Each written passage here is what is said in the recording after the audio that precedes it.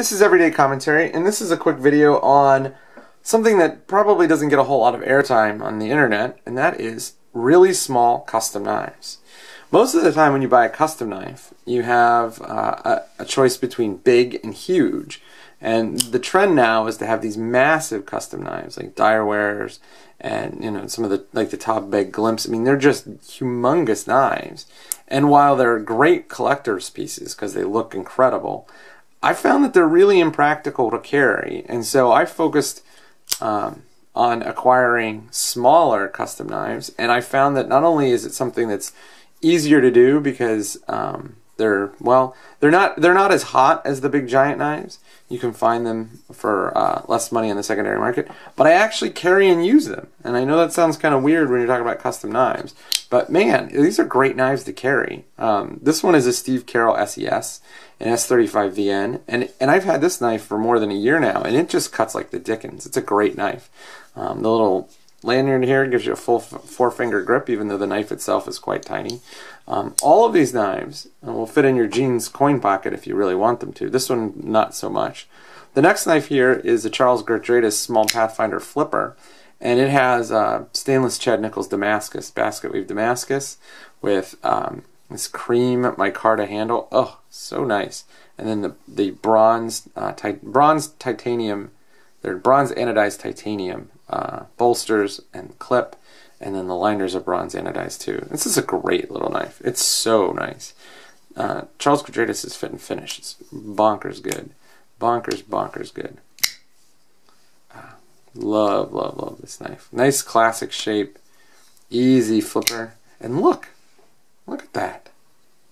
I do use these knives. I do carry these knives. So it's not in mint condition, but I don't really care because these are mine, and they are fun to carry.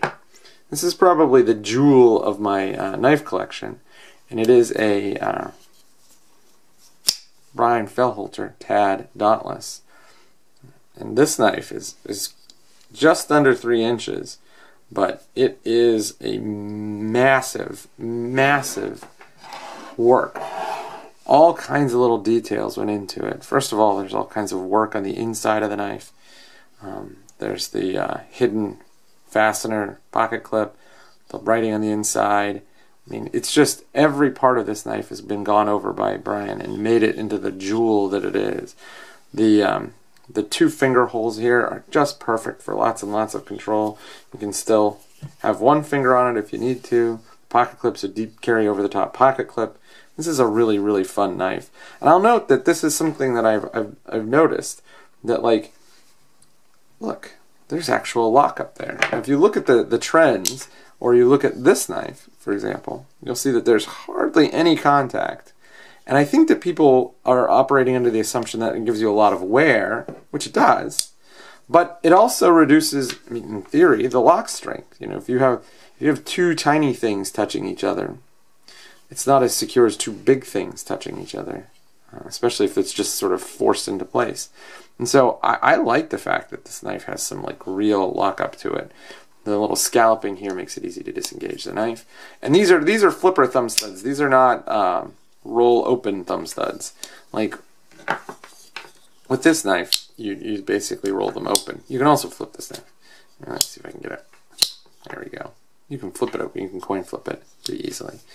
But these thumb studs work entirely different than Brian's thumb studs. I mean, it is hard to get it around the detent. And this thing does have a wicked detent. So the final knife in my little tiny collection of small custom knives is this knife.